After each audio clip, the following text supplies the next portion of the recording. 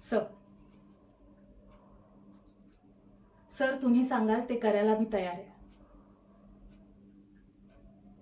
Sir तुम्ही आदर्श आहात माझे. तुमच्यामुळे मी पोलीस व्हायचं ठरवलं. सर तुमच्याविषयी मी पेपरमध्ये वाचायचे ना, तेव्हाच ठरवलं की पोलीस खात्यात जाईन तेव्हा तुमच्यासारखं बनायचं.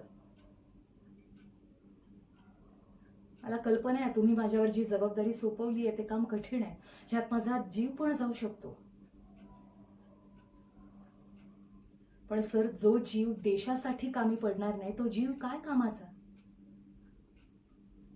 सर मी तुम्ही दिलेली जबाबदारी स्वीकारायला तयार आहे.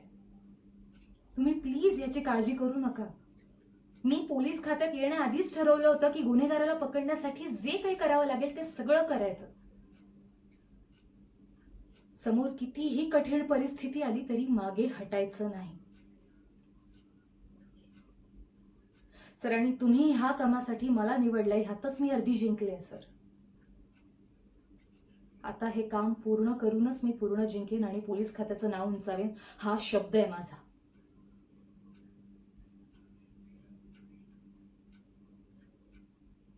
Thank you sir.